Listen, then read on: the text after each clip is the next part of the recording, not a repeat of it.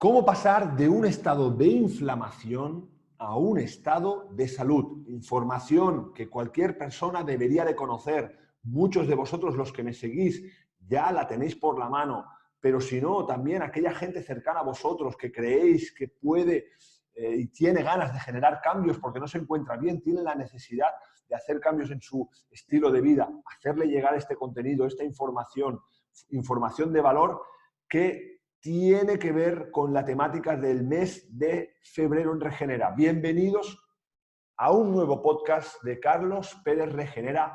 Arrancamos. Vamos a por ello. Ya lo vemos en nuestro entorno, alrededor nuestro, vemos cada vez más y más patologías, alteraciones que crecen exponencialmente año tras año. La medicina sigue avanzando, es verdad, cada vez somos más capaces de salvar vidas y de hacer intervenciones quirúrgicas que son un verdadero espectáculo, pero sin embargo este tipo de alteraciones que no tienen que ver con urgencias, que tienen que ver con cosas que se instalan y que no nos matan, pero nos condenan a tener una peor calidad de vida, siguen creciendo exponencialmente año tras año. Me refiero a problemas como migrañas, alergias, patologías autoinmunes, patologías cardiovasculares, ictus y, por no mencionar, al maldito cáncer, que año tras año va creciendo, que cada vez más en nuestro alrededor tenemos más gente que lo sufre. Si os planteo y os digo que hay unos 200 grupos de cazadores-recolectores alrededor del mundo, quiere decir poblaciones que siguen manteniendo un estilo de vida evolutivo, ancestral, manteniendo los alimentos que le han acompañado a esa tribu durante todo el tiempo, sin haber introducido productos procesados y alimentos industrializados. Y os digo que en esos grupos de cazadores-recolectores no existe ni tan siquiera la obesidad. En un grupo de cazadores-recolectores de Papúa Nueva Guinea, que son 2.600 habitantes, no sufren obesidad, ni diabetes tipo 2, ni ictus, ni tan siquiera acné, ni tan siquiera trastornos de presión arterial. Si os digo esto y os explico, ¿no os dan ganas de ir a conocer estos grupos y reproducir lo que hacen? Es una forma interesante, porque después podemos hablar de otros aspectos como la contaminación, hablaremos del componente genético, pero hay un factor de entorno, de elegir cosas que dependerán de nosotros, donde yo digo siempre, cada uno es el cuidador natural de su propia salud, que dependen de nosotros, que nos previenen claramente para que no haya este estado de inflamación de bajo grado del que tanto y tantas veces hemos hablado y hoy volveremos a hablar, que es la antesala de la aparición de este tipo de patologías. Claro que nos tienen que dar ganas. Carlos, por favor, explícame qué es lo que hace estos grupos, que cada uno tiene sus características, sus matices, su forma de hacer y sus alimentos específicos de la zona. Y eso también es interesante para saber que la variabilidad en la forma de los alimentos es posible. Este grupo concretamente especial come coco, pescado, marisco y especialmente un tubérculo como la batata. Hay otros grupos que comen más carne, otros que no, pero lo que sí que tienen como característica común es que comen alimentos evolutivos. Alimentos y no productos, no hay que complicarse más. Bien, en este sentido, esto es algo que da lugar entonces a las patologías de los países desarrollados, que podemos hablar de ellas como tal, patologías que crecen exponencialmente en estos países desarrollados, que estos grupos de cazadores-recolectores no las sufren, no las tienen con una incidencia muy baja. Esto es muy interesante. A partir de ahí, ya lo dije en otro podcast, la genética predispone pero no determina. Estudios de genoma completo nos dan información acerca de que la genética, las mutaciones genéticas, se pueden asociar con la patología, pero no más de un 30 o un 40%. Por ejemplo, en la diabetes tipo 2 es no más de un 15% lo que tiene que ver la genética. Hay una parte de entorno, de contexto. Si la respuesta no está en la genética, ¿dónde está? Pues en este contexto que citábamos, el cual, un contexto en el que no comes alimentos, comes productos para los que tu tubo digestivo no está diseñado, no descansas las horas que debes de descansar, llevas un ritmo de estrés muy alto, elevado, no te hidratas con algo que tu cuerpo espera que es agua, no llega nunca la vitamina D porque la interacción con el sol es baja, no te mueves y no tienes músculo y tienes mucha grasa corporal. Esos son factores que, como ahora después revisaremos, acaban ocasionando esta inflamación de bajo grado, antesala para la aparición de patologías como las que citamos. Por lo tanto, antes de que lleguemos a ese nivel donde la patología ya llegó y se nos complica el asunto, con inmunosupresores, si hay patología autoinmune, con un problema cardíaco que nos complica la situación, con un ictus que nos puede dar trastornos, lógicamente, después de hemiplegias, dificultades motoras, etcétera, etcétera. El coste de alguien que sufre un ictus para la sanidad pública es de unos 40 a 50.000 euros al año.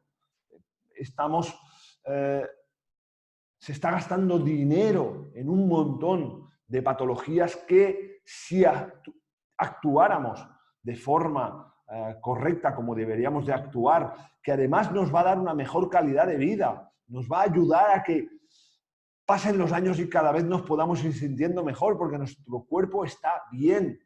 No tenemos que renunciar. Es decir, ¿cómo podemos renunciar? Quería decir, ¿cómo podemos renunciar a eso? No lo entiendo.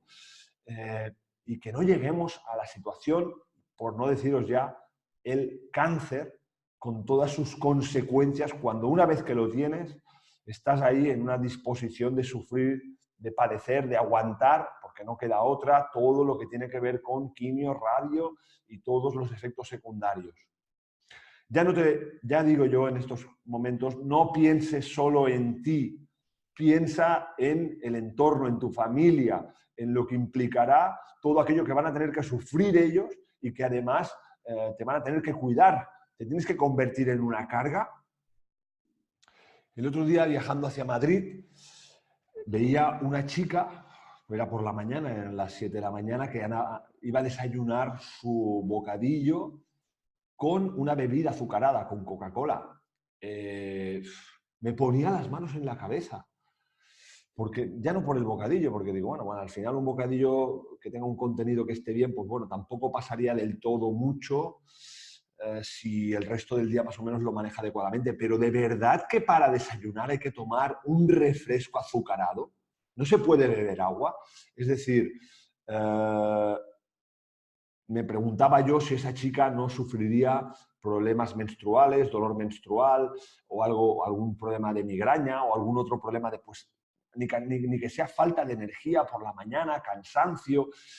Y es como si esto tuviera que ver con una suerte divina. Me ha tocado, ¿no? Me ha tocado este dolor de regla, me ha tocado porque mi abuela, como decía, ¿no? La genética, me ha tocado. Dejemos de compadecernos, dejemos de culpabilizar o de buscar causas externas a nosotros. He tenido la mala suerte, dejemos de hacer eso y tomemos las riendas y asumamos nuestra responsabilidad. Porque cuando uno después hace ese tipo de conducta y no aguanta más, pues decide ir al médico, que en la medicina, desafortunadamente en la sanidad pública, una cosa que sucede es que van con muy poco tiempo, van súper saturados, no pueden dedicar más de, diría yo, 5 o 10 minutos a un paciente y quieres que alguien, pues que en 5 o 10 minutos, que no pueden ni dedicarte el tiempo a conocerte, a saber tu estilo de vida, a saber qué te pasa, pueda ofrecerte una solución. Ya te digo que la solución no pasa por un fármaco. Cuando te aparece un síntoma en tu cuerpo, si tú tomas un medicamento, lo que vas a hacer es bloquear ese síntoma que te está avisando de algo para que aparezca un síntoma biológicamente más fuerte. Si yo me tomo medicamentos para el dolor de cabeza, en un momento dado, o necesitaré más medicamentos o acabaré sufriendo después un problema de estómago. Por lo tanto, dejemos de hablar de suerte y actuemos tomando las riendas y generando los cambios necesarios para estar en un contexto de salud como el que nos merecemos nosotros y nuestro entorno. Bien, en este sentido entra la palabra de nuevo inflamación. La inflamación en la que en otros momentos os he hablado en repetidas ocasiones. Vamos a volverlo a recordar, esa inflamación, la que no se refiere a una inflamación visible, que se ve claramente que hay tumefacción, calor, rubor, no puedo apoyar el pie, por ejemplo, si es que se me ha inflamado la rodilla. No es esa inflamación. Estamos hablando de una inflamación de bajo grado, que en su momento en la revista Time la catalogó como The Secret Killer, ¿no? El asesino secreto, el asesino silencioso, silente. Entonces estamos hablando de inflamación de bajo grado, un estado de inflamación el cual implica que nuestro cuerpo esté en una antesala para la aparición de patologías más severas como las que hemos citado.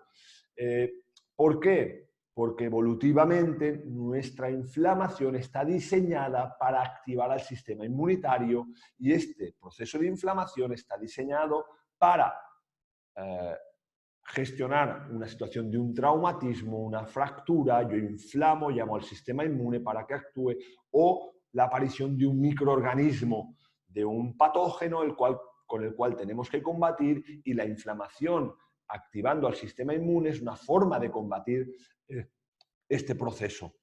Pero a día de hoy hay mecanismos que mantienen la inflamación sostenida en el tiempo. Una inflamación sostenida en el tiempo que va a provocar una activación del sistema inmunitario sostenido en el tiempo, que eso va a dar lugar a ¿qué va a suceder? Si policías tienen que patrullar 24 horas permanentemente, ¿qué acabará ocasionando? Que estén fatigados, incluso que finalmente acaben atacando tejido propio. Por lo tanto, una inflamación mantenida en el tiempo ocasionará que el sistema inmunitario acabe cometiendo errores. Ya no solo el sistema inmunitario, sino que se acaben generando errores a nivel de nuestro ADN y de estabilidad genética que puede dar lugar a errores celulares, moleculares, desencadenando células pro-oncogénicas, células cancerosas. Entonces, vamos a ver mecanismos que ocasionarán este estado de inflamación de bajo grado. Revisemos uno por uno estos factores, revísatelo tú y plantéate cuánto de bien o cuánto de mal lo estás haciendo y qué posibilidades tienes de generar cambios a ese nivel. No hagas todos los cambios de golpe, mínimo cambio posible, pero empieza a ser consciente de que esos cambios los debes de hacer. Si no haces cambios, no te quejes. El primero, del que hemos hablado también ampliamente, el tubo digestivo. Fundamental, tubo digestivo, la parte más extensa de nuestro cuerpo que entra en contacto con el exterior. El tubo digestivo, si lo cogemos y lo desplegamos, tiene una extensión de unos 200 metros cuadrados, la extensión de un campo de tenis, donde hay una gran representación de células inmunocompetentes, hasta un 80%. Si nuestro tubo digestivo no funciona bien, es fácil que nuestro cuerpo no funcione bien. Amplia literatura y podcast que hemos dedicado también a la conexión intestino-cerebro, cómo el intestino influye en nuestro estado de energía, conducta, estado emocional. Entonces, sobre el tubo digestivo, ¿qué es lo más importante? Porque es qué comer, cuándo comer, y también podríamos poner el cuánto comer, qué cantidad, estas tres cosas. Pero para mí el cuánto no es importante, porque como en muchas ocasiones os he hablado, conviene relacionarse con la comida ad libitum. Comer hasta saciarte para que tu cerebro no sufra la ansiedad de que no puedo comer nada más que esa cantidad. Sigo teniendo hambre, hay comida en la mesa, pero no me la puedo comer. No cabe en ninguna cabeza que eso sea posible. Desde una perspectiva evolutiva, eso es una incoherencia absoluta. ¿Cómo se soluciona si quieres comer al libitum? Come alimentos porque si comes productos, van a ser productos más densos que van a desregular, te van a generar un excedente calórico y una alteración y una inflamación de tu tubo digestivo. Por lo tanto, ¿qué es importante? ¿Qué comer y cuándo comer? La frecuencia de comidas cada vez adquiere una mayor relevancia en la literatura científica. Hemos también dedicado podcast a ellos. La frecuencia de comida, cuántas veces comer, es algo súper importante.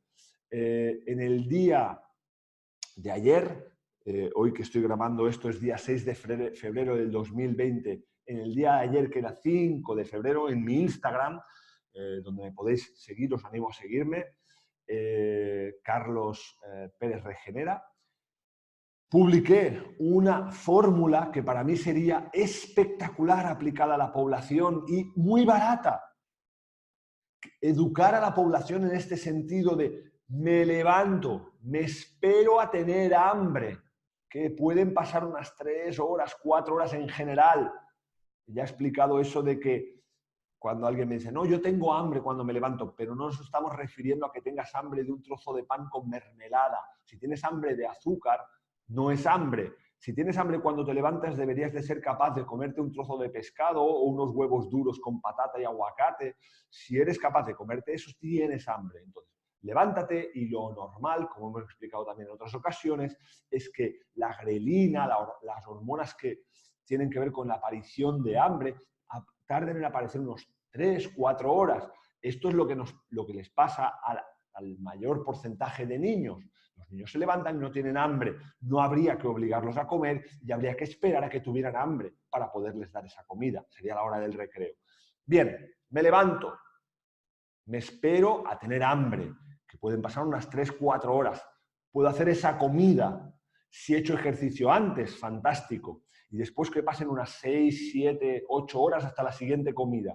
2 comidas, que implicaría una ventana de comida de unas 8 horas, con 16 horas por detrás en las que dejas tranquilo a tu tubo digestivo y con movimiento por la mañana con la barriga vacía para beta oxidar, para movilizar grasa, o por la tarde antes de la cena, es decir, 4 horas de la última comida. Si yo comía a las 12, pues a partir de las 4, las 5, puedo aplicar la actividad física. Ese movimiento, esas 2 comidas al día, serían algo que ayudarían mucho a mejorar la salud a la población.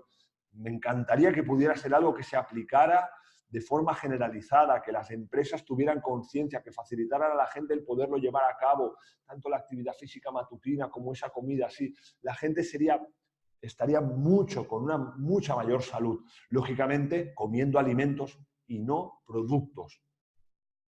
Esta sería la primera propuesta que hacía ayer en redes, como os digo, y que me encantaría que se pudiera llevar a cabo porque estoy completamente seguro que cambiaría mucho el estado de salud de las personas.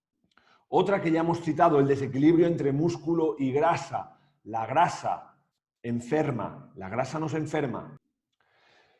Entonces el adipocito está diseñado para almacenar grasa, pero cuando almacena tanta grasa y ya no puede más, enferma y empieza a liberar moléculas que inflaman en nuestro cuerpo.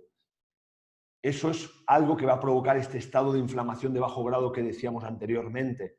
Entonces, hay que trabajar ejercicio físico aeróbico y hay que trabajar ejercicio físico que sea para ganar fuerza. Por ahí tengo también capítulos que hablan sobre cómo empezar a moverse o cómo seguir moviéndose para aquellas personas que ya están haciendo actividad física y cosas como considerar el trabajo de fuerza algo importante para ganar masa muscular, muy importante para nuestro cuerpo.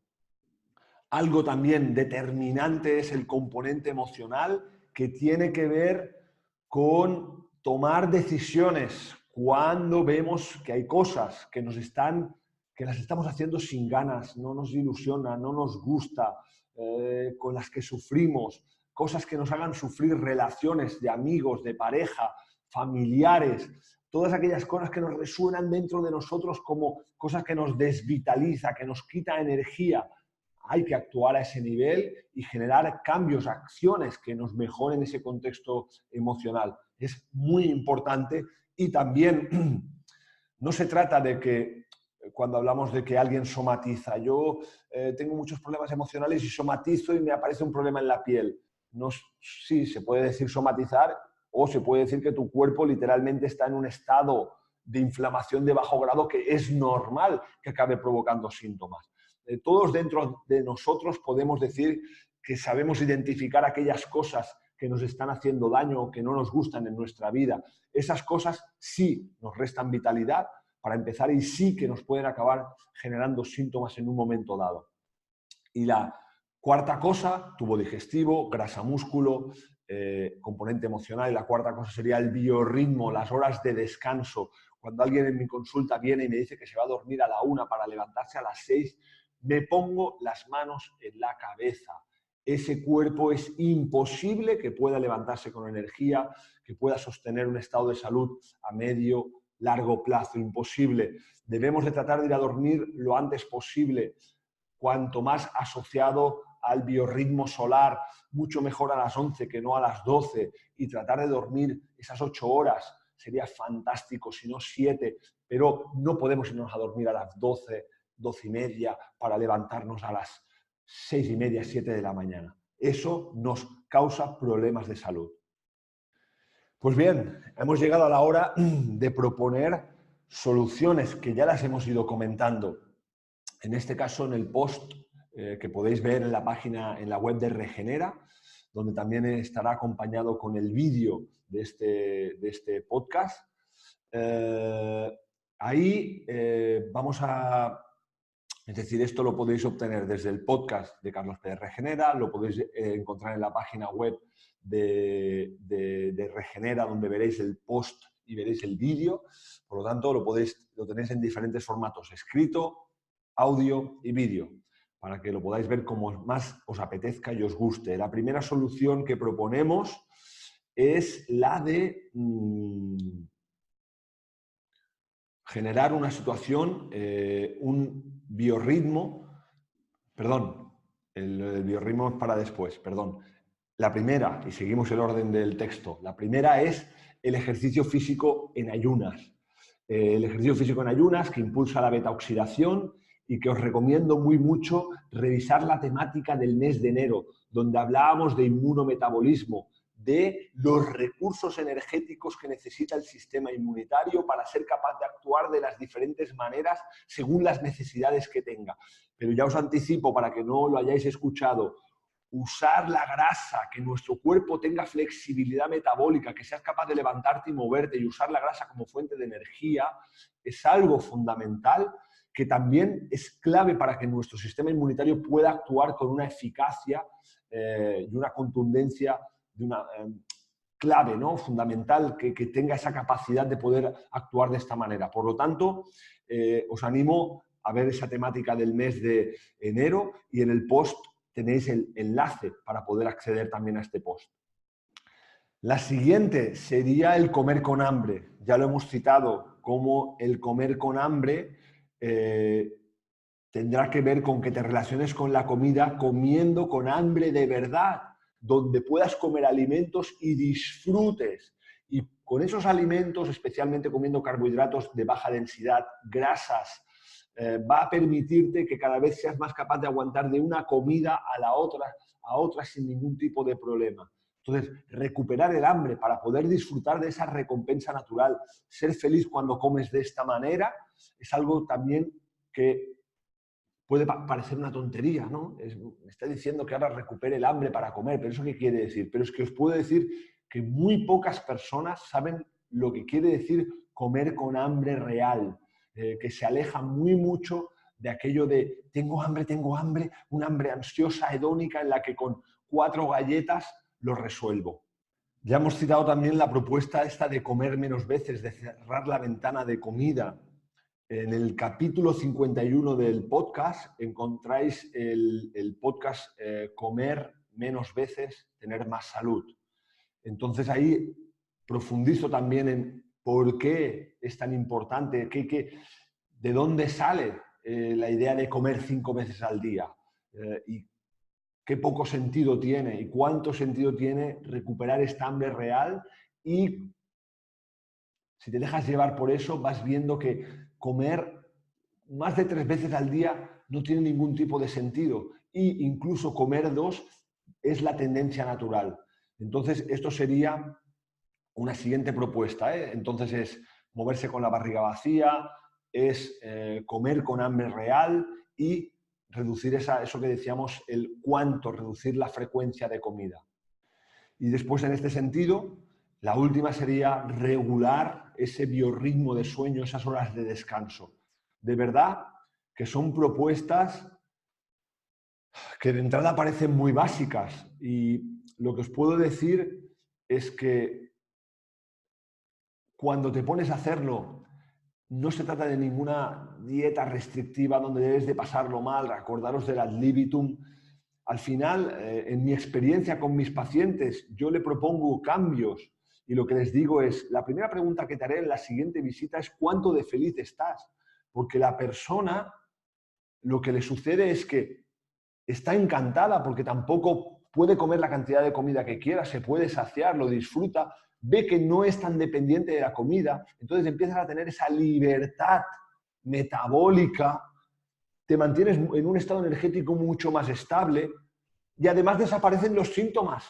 No tengo ya hinchazón, digiero mejor, voy mejor de vientre, la migraña me ha mejorado, la piel empieza a mejorar. Entonces, nunca volvería a hacer aquello que hacía anteriormente, porque esto realmente me permite relacionarme con mi día a día, con la comida, con el sueño, con la hidratación. En este sentido, la hidratación también formaría parte de esta parte de alimentos, hidratación clave para regular la salud. Hidratarte con agua que sea rica en minerales. Ahí también tenéis otro podcast para poder revisarlo.